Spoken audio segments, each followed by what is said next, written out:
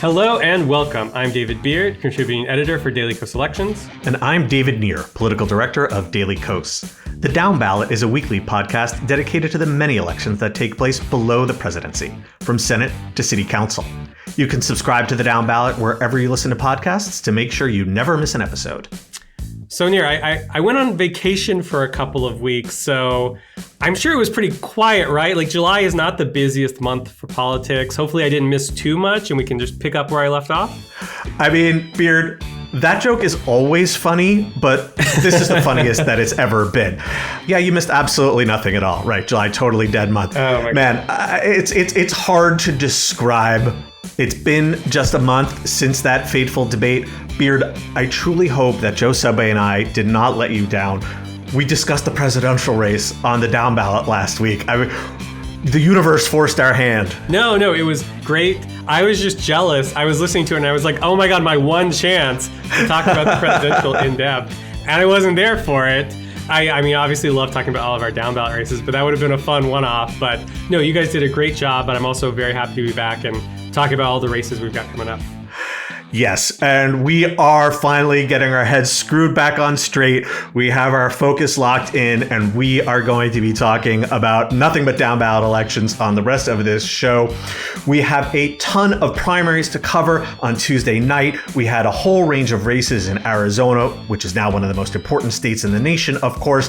And then primary season really kicks back into gear in the month of August, so we are bringing Daily Kos Elections editor Jeff Singer on to preview some of the top races. We have so many elections to get through. I am so glad we are focusing back on the down ballot. So let's get rolling.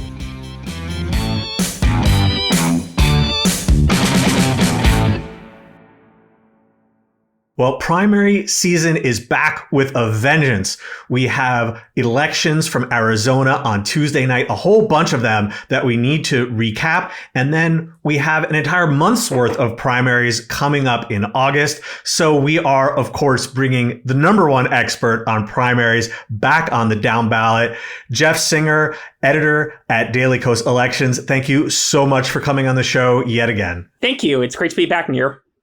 So, Jeff, one race that we talked about a lot throughout this year, we wrote about it a ton in our newsletter, The Morning Digest. We have to start off with this one because it was a total cockamamie mess the whole time, and it got even nuttier in the few days right before the election on Tuesday. So start us off with Arizona's very conservative 8th congressional district, which hosted a GOP primary. It's an open seat, and it went totally haywire. Oh, yeah. So this is arguably, or maybe not even arguably, just the worst Republican primary in the whole country. You had two very familiar, very infamous figures from just 2 years ago. Abe Hamadeh, who narrowly lost the race for state attorney general and refuses to admit that and still is challenging that loss. And Blake Masters, who ran against Senator Mark Kelly and just ran this weird campaign that people in a year where Republicans just nominate sucky candidates would say, yeah, that guy really stood out. So that guy was creepy. So they were running to succeed Congresswoman Debbie Lesko, who ran for a seat on the Maricopa County Board of Supervisors in a very conservative district. And as of recording, Hamadeh leads Masters 30 to 25%. The Associated Press hasn't issued a call. There's still ballots to be counted, but it's looking pretty good for Hamadeh after just this really messy race where Masters targeted Hamadeh, who grew up in a Muslim household, for being Muslim. He accused him of being a terrorist, essentially. He took a photo of Hamadeh in Mecca and just showed that, and just to show how untrustworthy he supposedly is. And Hamadeh pushed back with attacks on Masters, including for conceding his own loss, which Hamadeh, again, didn't do in 2022. And also for allegedly living at a nudist vegan commune when he went to Stanford University. So just this weird, ugly race. And until a few days ago, Hamadeh, he was Trump's guy. He was the only candidate with Trump's endorsement. But Trump, just out of the blue, over the weekend said, I endorse both Hamadeh and Masters. This is a dual endorsement. You can't go wrong with either. And at the time, that looked like a very good news for Masters. Masters was no longer the guy sort of on the outs with Trump. He could say, I'm Trump's guy. And it was sort of a fuck you a little bit to Hamadeh, even though Trump was still ostensibly being nice to him. But at least according to where things stand now, that was just a weird, unnecessary move by Trump. Yeah, so Trump gets to chalk up a win, but also gets to chalk up a loss. Down ballot listeners, of course, know that Arizona is one of those states that tends to count ballots somewhat slowly. So there's still a fair number of ballots left as of this recording on Wednesday afternoon. Though, like Jeff Singer just said, Hamadeh is still likely to win. But we also had a few other candidates, including one notorious total creep who is waging a comeback that completely fell apart. Could that creep be former Congressman Trent Franks? Boy, I think it could be. Yeah, so in 2017, he had a safe seat, and then suddenly he announces he's resigning out of nowhere. And we soon find out that his female aides accused him of running to be surrogates for him. That kind of surrogate. And yeah, we got to be clear. He asked them to be surrogate mothers, not surrogates on the campaign trail, like the term you often hear in politics. He asked them to be surrogate mothers and offered to pay them millions of dollars. Yeah, and this just ended his career, or so it seemed. Lesko succeeds him a little while later, and then when she announces she's not running for re-election, who's back? Trent Franks. And, well, didn't go super well. He's in fourth place as of now, 17%, so, not a complete non-entity. If things had gone maybe a little differently, it's possible he could have won, although 17% is still even the most crowded race. Not usually going to cut it, but at least a significant number of voters seem to want him back, but not nearly enough. And just as evidence as how conservative this district is, Blake Masters picked up the issue that J.D. Vance has been raked over the coals about, namely this attacks on people without children. And Masters was like, actually, this is a great attack. And that was one of the many attacks that he threw at Hamadeh. He attacked Hamadeh for not having had children. Blake Masters touted his 4 children around the district. But apparently, if this sticks like how it is, that's not going to be enough. Apparently, Republicans are willing to nominate childless adults. How dare they? Even in the face of what J.D. Vance and Blake Masters thinks. I mean, that's super, super funny to me that the J.D. Vance view, the Peter Thiel view of child rearing, we must repopulate the planet, is not even a majority position in a GOP primary. That's absolutely wild. So we had a ton of other primaries up and down the ballot in Arizona. On the GOP side, in the Senate race, Carrie Lake, who was always going to be the Republican nominee, wound up winning her nomination with a pretty uninspiring result. But the reality is she's still the nominee. That sets up the huge matchup with Democratic Congressman Ruben Gallego, of course. But we want to drill down a little bit further and talk about Maricopa County, because Maricopa County, it's home to Phoenix. It is one of the largest counties in the country, especially compared to the state as a whole. 60% of Arizona lives in Maricopa. There are only a couple of other states that have counties that are that disproportionately large. And also Maricopa, like Arizona as a whole, has moved to the left in recent years. Joe Biden won it narrowly. He was the first Democratic presidential candidate to take it in an extremely long amount of time. And the county government there is quite powerful and will have a huge say both in how the state is run and how its elections are conducted. And we had a lot of major primaries going on in Maricopa that we really want to lift up because they're not getting the attention they deserve. Exactly. And some crucial primaries took place for the Maricopa County Board of Supervisors. It's the 5-member body that runs the county. Republicans have a 4-1 majority. It's been in Republican hands since 1968. But Democrats have the chance to take it because Joe Biden won 3 of the 5 seats. One of them safely Democratic turf. 2 of them are Republican-held seats that Biden won. And the far right sort of unwittingly just gave Democrats a big opening to take one of them. This is the seat held by Supervisor Jack Sellers, at least for now. Sellers, like his colleagues, even on this Republican body, they've stood up to the big lie. They've said the 2022 and the last presidential election, they were conducted fairly. They've gotten death threats over this. And Some members understandably chose not to run for re-election. Sellers did, but he just badly lost renomination in his Republican primary. At the moment, he's sitting on the wrong side of 65-35 loss to Chandler City Council member Mark Stewart.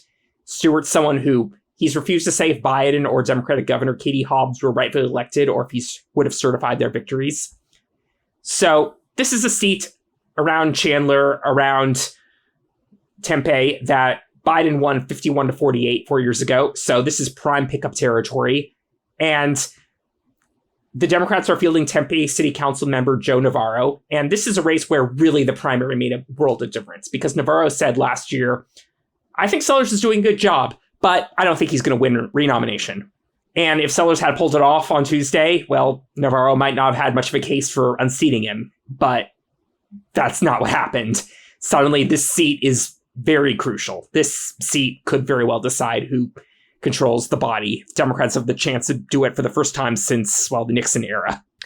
And I think we've seen over and over again that betting on Republican primary voters to vote for the crazier, more conservative, less electable candidate is a pretty good choice. So I think Navarro there made a very strong calculation. The decision to actually praise Sellers well in advance of the primary even happening is, I think, a pretty smart strategic one there, if a little risky. Obviously, if Sellers had won somehow, Navarro would just be up a creek and they probably had no chance to win.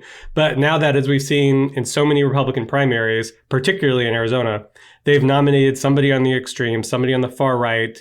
Navarro, I think, is very well placed here. And it's just crazy to see how often this happens. And you have to wonder, where is the Arizona Republican Party going to be going long term when they keep doing this to themselves and they keep losing races because of it? Either there's a turn at some point, or they're just going to crazy themselves into oblivion. Yeah, I could see Arizona maybe going the way of Colorado in terms of the Republican Party, of a swing state moving to the left and the GOP just becoming crazier and crazier, and the state party losing control and primary voters nominating lunatics. That would be my biggest dream if Arizona is the next Colorado. But they haven't completely gone around the bend, because there was another primary for the other flippable seat on the Board of Supervisors that actually Republicans did the not insane thing in. Yeah. So this is a seat around Phoenix, competitive seat. Biden won at 54-45, but it's hardly safely blue territory. Held by Republican Supervisor Bill Gates. Not that Bill Gates, but this Bill Gates, he's retiring after just spending so much time on the receiving end of death threats. He said, I have post-traumatic stress disorder from just what happened. And the Republicans, they didn't quite nominate someone like Mark Stewart. They nominated instead former state senator Kate Brophy McGee, who, by the standards of today's Republican Party, is what you might call a moderate. I hesitate to say anyone who identifies as a Republican is a moderate, but she's not Carrie Lake. She could very well keep this seat red, and with it, the Board of Supervisors. But she does have a real Democratic opponent, former Phoenix City Council member Daniel Valenzuela. He ran for mayor a few years ago, lost to now Mayor Kate Gallego, but he didn't have a primary for himself. He's been able to focus on the general election for what is one of the two crucial seats here. And what's good for Democrats, obviously, is the seat where the less crazy Republican is, this one, is the more Democratic seat. As you said, Biden won this one 54-45 in 2020. He only won that other seat 51-48. So hopefully that combination where the more Democratic seat has the stronger Republican will mean that Democrats will be able to sort of use that to take both of them and take that 3-2 majority that you mentioned. Yeah, and hopefully the top of the ticket is going to be the answer here for Democrats, especially if Kamala Harris does well and Ruben Gallego cleans up here. So if Democrats take a 3-2 majority, then the one Democrat who's currently on the Board of Supervisors, Steve Gallardo, he would become chair by virtue of his seniority. And this is a county with a budget of $4 billion. This is a lot of money at stake, but also like you were saying earlier, Singer, they have a role to play in election administration, but there's another post that had a key primary that's even more directly involved in running elections. So tell us about what happened in the race for Maricopa County Recorder. Yeah, so this is held by Republican Stephen Richer, who has just made a name for himself for the last few years by pushing back against conspiracy theories from his own party. It's not made him popular, and he probably saw what was coming, but on Tuesday, he lost his primary to State Representative Justin Heap. Heap's a member of the Freedom Caucus, the state affiliate. As we'll discuss, there are a lot of Freedom Caucus affiliates around the country now. And he's avoided going the full Carrie Lake route and saying direct things about the election being stolen, but he's promoted legislation conspiracy theorists like. So he's someone who could do a lot of damage if he wins here. And Richer, for his part, he was already despised by the base. One party official this very year said, quote, "If Stephen Richer walked into this room, I would lynch him." She says it was a joke. Yeah, that's really funny. Yeah, hilarious. And Richer himself said last month he was going to vote for Joe Biden. I don't know if he said anything more recently than that, but that's not something you say if you think you're going to win a Republican primary. And should note, this is a race where Democrats are fielding someone, an Army and Navy veteran named Tim Strigham. And he also correctly predicted that the Republican incumbent is not the guy he was going to face in the general election because he would lose. So kind of 2 for 2 there. So the recorder, it's essentially the county clerk, the top election administration official for the county. And this position is elected county-wide. The Board of Supervisors, that's cut up into 5 districts. Democrats actually won this post in 2016, then lost it in 2020, though the previous office holder is now the Secretary of State, Adrian Fontes, a Democrat. So this is definitely a post that Democrats can pick up. And it would obviously make anyone who gives a damn about democracy feel a hell of a lot better if Democrats controlled the recorder's office and the Board of Supervisors in Maricopa County, because Lord only knows what the hell would happen if Arizona has another close statewide race, especially for president, which seems likely, and then these far-right maniacs wind up in charge of running the elections. Yeah, and that's the very fear that I think everyone is fighting against and worried about, which is we keep having these, far-right crazy people who deny election results, who then run for offices that oversee elections. And so far, particularly in these key states, we saw a lot in 2022 in Arizona, in Nevada, in Michigan, that they were defeated and that they were pushed back, and that the American people largely understand that we don't want crazy people who deny election results to run elections. But you worry that at some point, maybe it's this one, maybe it's another one, that one of these people will win one of these races and oversee a huge county like Maricopa or a state like Nevada and run an election in probably a really poor way because they don't trust how elections work. And who knows how that would lead to really poor outcomes and confusion and legal challenges and all sorts of stuff. So hopefully we won't see that. Hopefully the people, the voters of Maricopa County, will see that Strigham is the only non-crazy choice left to them in November. Yeah, and we even saw after 2022 that there was a small county in Arizona that refused to certify the election results. And I feel like after 2020 and 2022, there's this sort of movement among certain people who want to downplay the Trumpist threat to democracy. And whenever folks like us warn about it, they say, oh, well, but actually all the election results were certified just fine. Except there were so many individual points of frailty in this system, a lot of which depended on non-insane Republican office holders doing the right thing. And as Singer was talking about, these guys have all gotten death threats, and many of them either decided not to run again or have lost primaries now. And so now that piece of infrastructure, basically the Republicans willing to uphold the rule of law, has been totally decimated. And so I think that this backstop that we've been fortunate to have is definitely fraying. And we need Democrats to take over these posts because there's almost no way we can rely on Republicans to do the right thing going forward.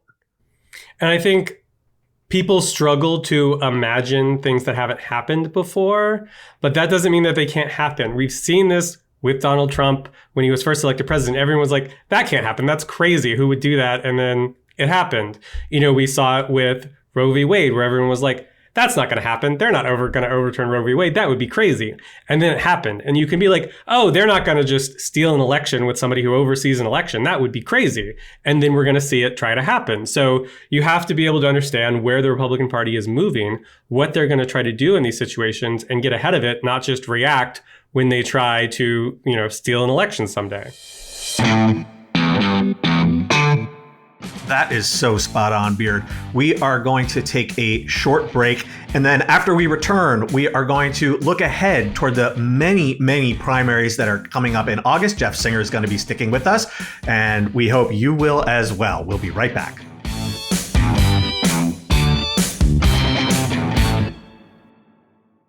Well, we are back, and we are discussing upcoming primaries in the month of August with Daily Kos Elections editor Jeff Singer.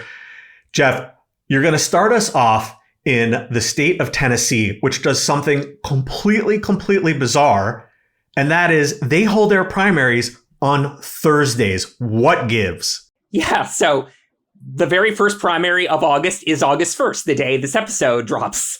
And the state of Tennessee holds primaries on Thursday. Politico, a decade ago, investigated why, and they discovered this goes back to the 1796 Constitution, you know, when George Washington was president. But why is that? All the historians said, we don't know. It's just always been like this. And nobody seems to have figured that out in the last decade. But it's on Thursday, and nowhere else is. So there's only one congressional primary really to watch, but it's a big one. It's for Tennessee's 5th district. It's in Middle Tennessee, around Nashville. It's a gerrymandered seat. The Republicans made sure of that by splitting Nashville, which had been in just one blue district, into 3 now very red districts. And one of the beneficiaries of that was Andy Ogles 2 years ago. He got elected, and then suddenly he's in the hot seat. He's suddenly on the receiving end of local news reports saying, this guy said he did all these things about being an economist and being in law enforcement and combating sex trafficking, and he didn't do any of them. What gives?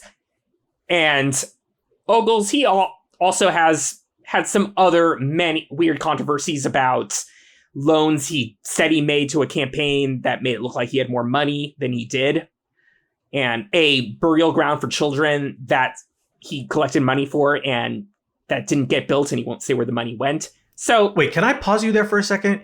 He raised money, charity funds for a children's cemetery and then didn't build it. I mean, like, I know that we're constantly talking these days about how weird Republicans are and how creepy they are, but that is next level messed up. Yeah, and this was one of his children who died, and it was supposed to be burial ground, and also for other parents who lost their children. But he said there were regulations, which the people in charge said, no, we had space. This could have worked, but we don't really know what happened to the money. We just know no burial ground. So just such a weird story. But that's Andy Ogles for you. And if you thought this would be enough to get Donald Trump to not endorse him, think again. Trump's all in for him. But not everyone in Middle Tennessee is. Ogles does have a credible and well-funded primary opponent named Courtney Johnston, who's a member of Nashville's Metro Council. And Johnston has a super PAC that's funded by some big names, including long ago Senate Majority Leader Bill Frist on her side. And what they've really focused on, they haven't really gone after the burial ground or the loans. They've really gone after, Ogles said he was an economist, but he wasn't. And also, yeah, he raised taxes. That's something that you can spin all sorts of things in Republican politics, but when you're accusing someone of raising taxes, especially when they didn't pay their own. That's about as bad as it gets in a Republican primary. Yeah, the implication that you basically took money that people donated for a children's burial and took it for yourself, which is clearly the implication since we don't know where the money went.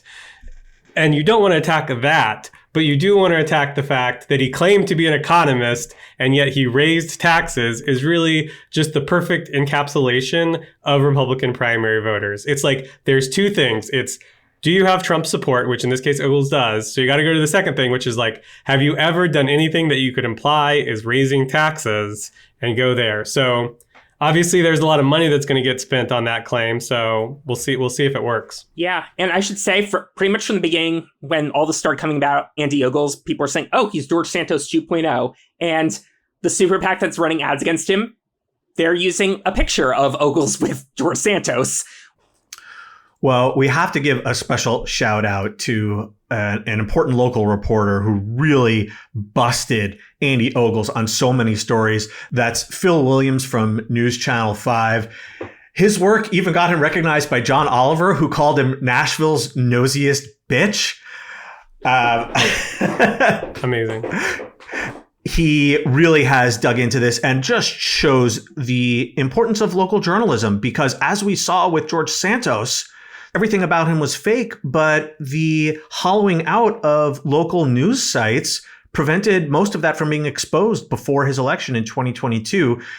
You wonder what would have happened with Ogles had all this stuff come out before he was elected, but at least we have folks like Williams who are on the spot right now covering this. And look, it's a GOP primary once again. Courtney Johnston, she's not exactly someone we're going to like if she makes it to Congress, but I think we can all agree we don't want just grifters and liars and scumbags representing us.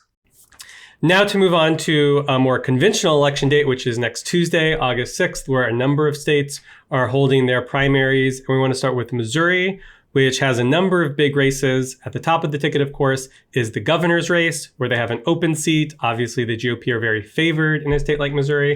And we've got a competitive primary on that side of things. Yeah, so this is to succeed Governor Mike Parson, who's termed out.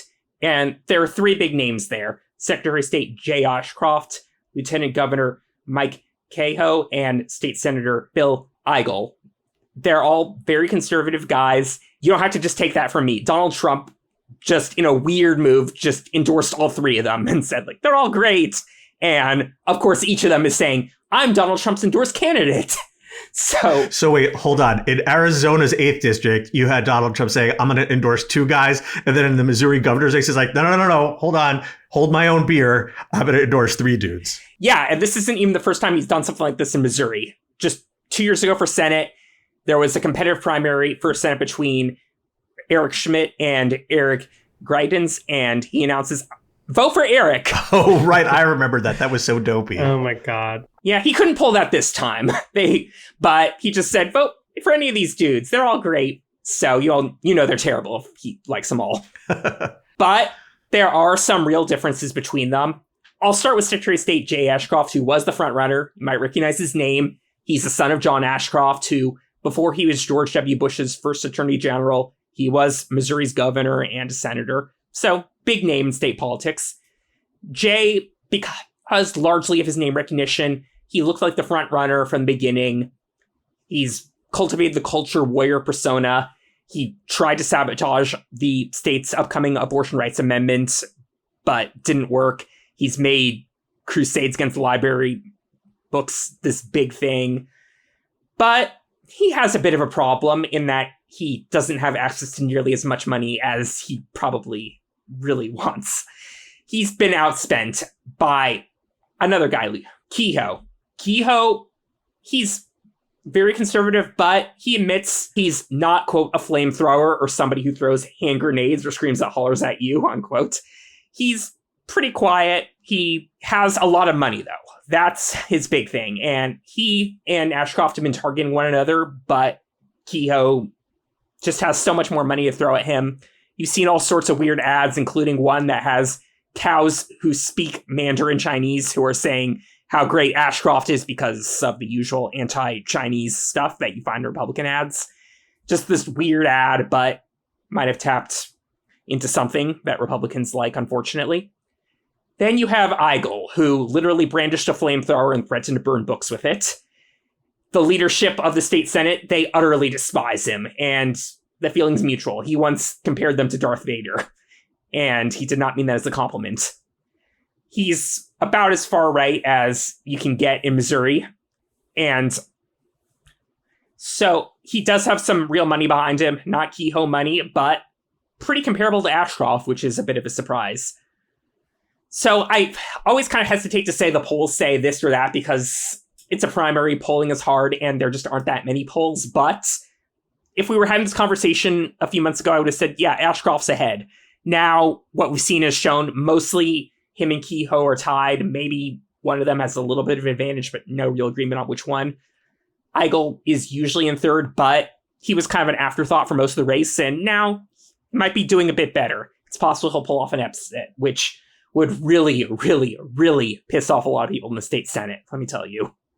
Can I just say that I love that we started with this guy who was like, I'm not a flamethrower. And you're imagining, oh, metaphorically, he's not like very aggressive. He's not going to go out and, give a barn burner of a speech. And then we get to the guy who burnishes the actual flamethrower. And you're like, oh, that's what he meant. Yeah. I mean, Greitens, he was governor before the scandal forced him out, and he made blowing up things his calling card, and Eigel seems to be tapping into that kind of sentiment.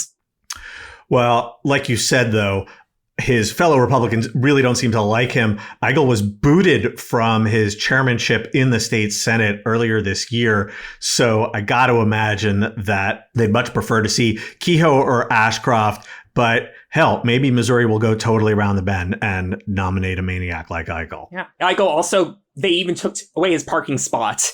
And I was in Jefferson City, the capital, last year, and it's not very pedestrian friendly. So they really were sticking it to him.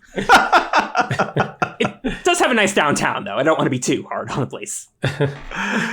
So we're going to switch gears and talk about a congressional race, and the contours of the Democratic primary in Missouri's 1st district, which is based in St. Louis, are going to feel somewhat similar to anyone who followed the race in New York's 16th district that just unfolded in June. So, Singer, what's the lay of the land here? Yeah, so this is the 1st district, safely blue territory, St. Louis and many of its suburbs, including Ferguson. You have Congresswoman Cori Bush.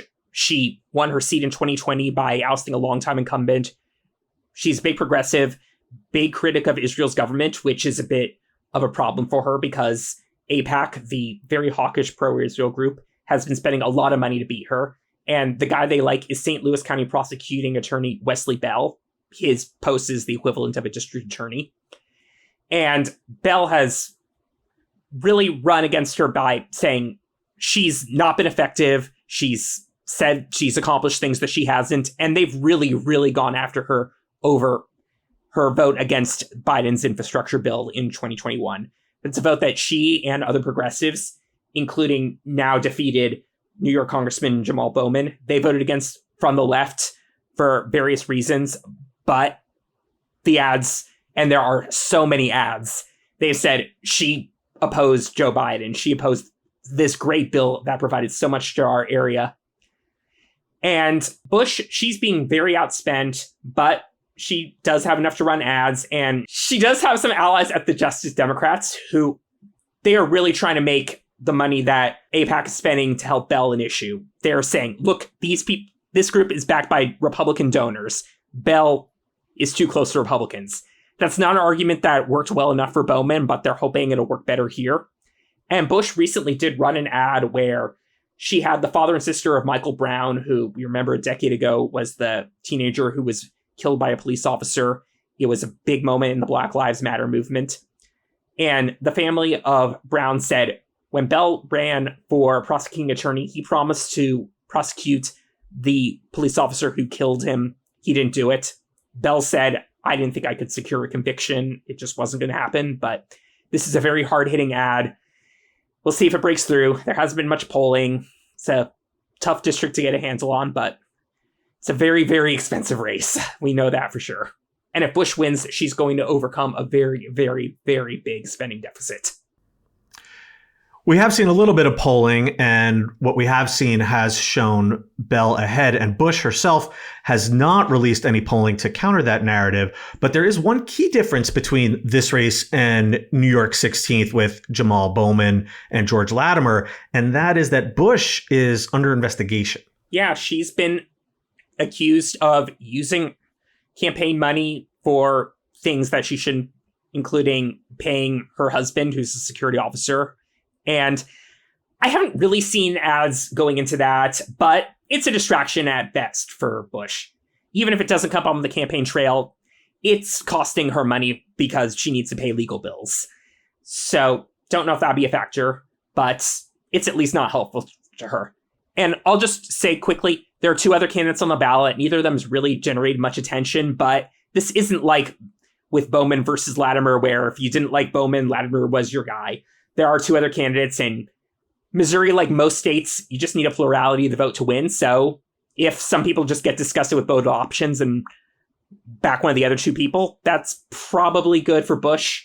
Because if you're the incumbent, usually it comes down to whether you like the incumbent or not. So the more the anti-incumbent vote is spread around, the better. But you never know. It's a weird race. Now, as I mentioned, there are a number of states who are holding primaries on August 6th, and another one is Washington. So we want to flip all the way over to the West Coast and talk about a primary there. Now, Washington has top two primaries. They don't have general, Republican and Democratic primaries. So that's a little bit of a strange aspect here. So Jeff, tell us what's going on there. Yeah, so this is Washington's fourth. It's inland, eastern part of the state. The congressman is Republican Dan Newhouse, who right after the January 6th riot, he was one of 10 Republicans to vote to impeach Trump. 8 of those people either retired or lost, but Newhouse hung on. But Trump has not forgiven him for what he did. Newhouse really has kept a low profile, but Trump remembers, and Trump has a guy he wants to replace Newhouse. Jared Sessler, who he's a businessman. He was a NASCAR driver, although he's one of those guys who probably even the most obsessive NASCAR fan probably hasn't heard much about. But he is Trump's guy. And if this was a straight up Newhouse versus Sessler race, things could get pretty bad for Newhouse. But things got a little unexpectedly volatile late before candidate qualifying closed. Tiffany Smiley, the motivational speaker who you might remember from 2 years ago, who ran for the Senate against Patty Murray, some Republican polls said she has a shot. And for a brief moment, it looked like she could be Washington's first Republican senator since the beginning of the 21st century. Well, she crashed and burned, but she has connections and money from that race, and she's back. And suddenly she starts running against Newhouse. And Sessler has accused Smiley of being a plant. But if she is, she's very much not acting the part. She's run ads against Newhouse, attacking him. So there are 3 viable Republicans in this race, but there's also other candidates on the ballot, including multiple Democrats. It's a conservative seat. It's possible the Democrats in the race will split the vote enough that 2 Republicans advance to the general election and things could get pretty unpredictable. Yeah, and just as a reminder, in this primary setup, all candidates from all parties run on a single ballot, and the top 2 vote getters, regardless of party, will advance to a general election. I feel like if Newhouse does advance against another Republican, he will almost certainly be the favorite because some number of Democratic voters would definitely prefer him to a Sessler or a Smiley. But I guess the biggest fear for Newhouse is winding up somewhat like Jamie Herrera Butler did back in 2022 and finishing 3rd in the primary and not even making it to the general election. Yeah, it's possible, but it's a very weird race. And this is one of the reasons why Sessler and friends say Smiley's a plant, because her presence might make that a lot less likely, but who knows? We are going to scroll ahead a week to Tuesday, August 13th, when Wisconsin is holding its primaries. But rather than talk about the primaries, there are actually ballot measures going before voters that day. And among other things, Wisconsin never seems to have ballot measures on its summertime ballot. So there's a lot of hijinks here happening thanks to the Republican-run legislature. Singer, get us up to speed, because I feel like these ballot measures have gotten almost no attention. Yeah, so these are 2 measures that would strip Democratic Governor Tony Evers of some key powers, which, if we remember from a few years ago, is sort of a time-honored tradition for Republicans in Wisconsin.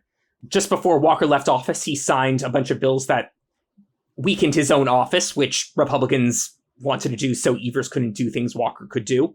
And, well, they can't do that now, but they're doing the next best thing. They're putting things on the ballot to weaken Evers. One of these measures would bar legislators from delegating authority over spending to the executive branch, which is a key power.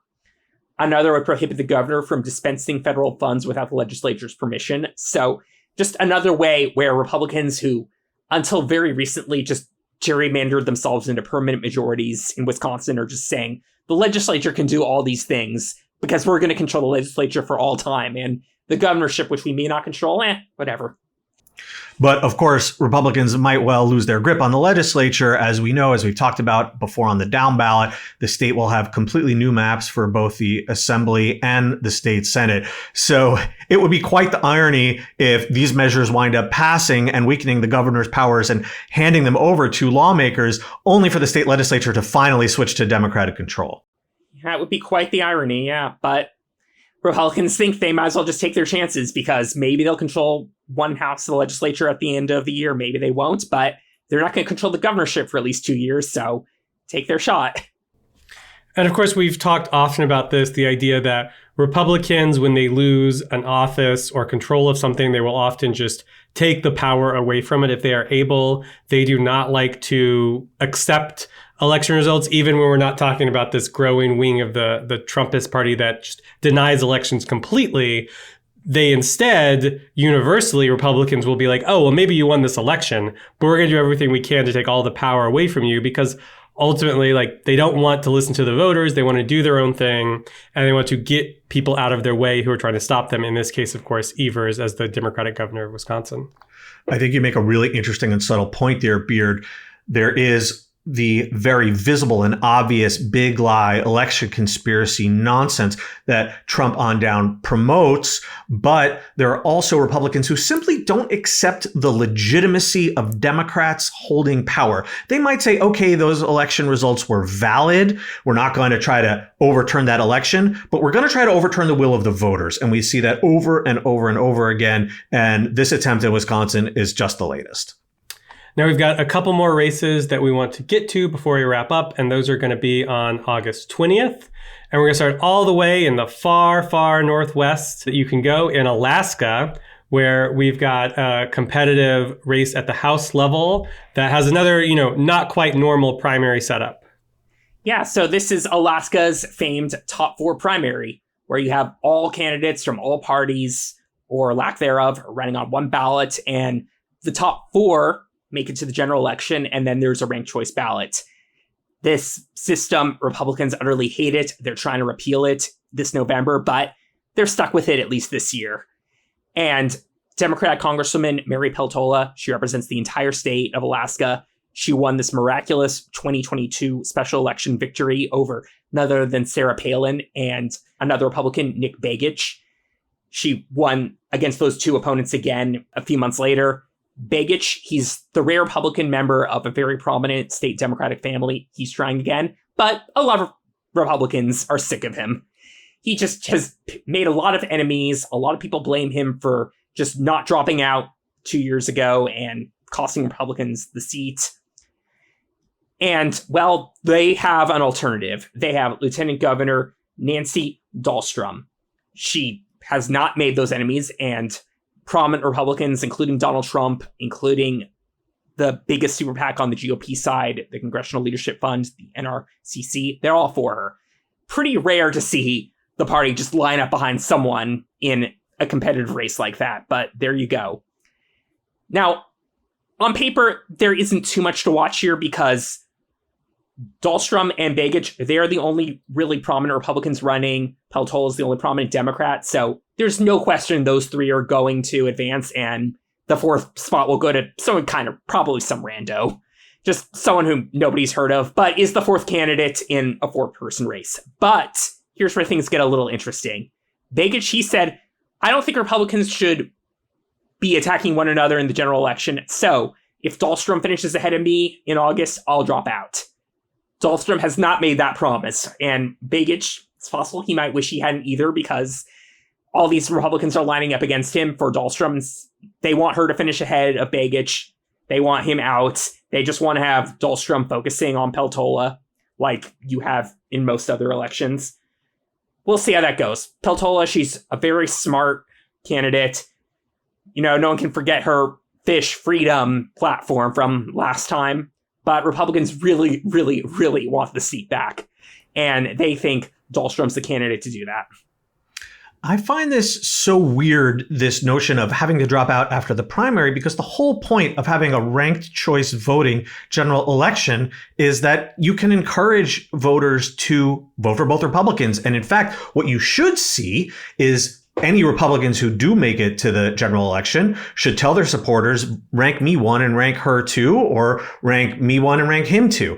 It's a pretty simple calculus, but as we saw in 2022, Begich and Palin could not get there. They hated one another so much that they spent the entire general election attacking one another. But ranked choice voting is supposed to eliminate this problem. It's supposed to eliminate spoilers, but I think the GOP is so toxic that they haven't figured out how to engage in these kind of electoral alliances that are really pretty obvious, and that certainly in other countries we see all the time. Yeah, if you can't figure out the system, repeal it. So that's what they're going for this year.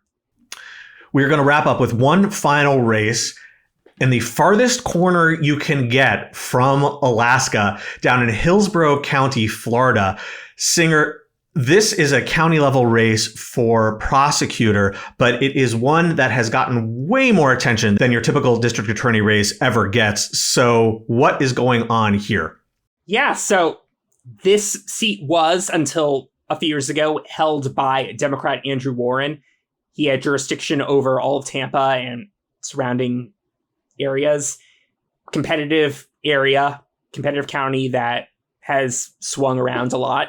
But Florida allows the governor to remove elected officials for, well, the idea is to get rid of them for corruption or incompetence. But if you're Ron DeSantis, you can get rid of people for basically whatever.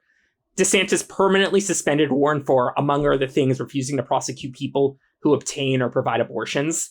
And he replaced him with a Republican, Susie Lopez. Warren, he's challenged that dismissal in court. He's had some successes, but he's not getting reinstated before November. That's almost a given. But Warren's trying to take his seat back at the ballot box, and so he's challenging Lopez. But Warren does not have a clear path to the general election. There's attorney Elizabeth Martinez-Strauss, who hails from a prominent legal family. She said Warren was wrongly removed, and if the courts had brought him back, I wouldn't be running, but they didn't. And she's made the argument that if Warren wins, DeSantis could just remove him all over again for whenever he wants. He could be on day one of Warren's new term. And, well, DeSantis could do that for anyone, for any reason, but Strauss has argued, I'm less of a risk. I can win, and this won't be happening. Warren, he's well known. He has some prominent endorsements, including the local congresswoman, Kathy Castor, but could be a competitive primary and then another competitive general election for a light blue at best area of Florida. Does it seem to you, Singer, that Martina Strauss's claim that she is less likely to antagonize DeSantis and therefore somehow more immune from him capriciously deciding to remove her from office? I mean, if I were a voter, a Democratic voter in Hillsborough County, I would feel that that was very naive. Yeah, I mean, DeSantis will remove you for whatever he wants to. And the courts have basically said, yeah, he's got a point. There are some hope for that some of Warren's lawsuits will pay off, but that's not happening anytime soon. So yeah, I agree.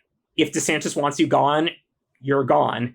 And yeah, it's a very powerful office, the governor of Florida, as we're learning the hard way. And what's concerning to me really is not necessarily if she's being naive about it, but the alternative is, of course, is to get nice with DeSantis and to go in and be like, hey, you caused a bunch of stuff to do this.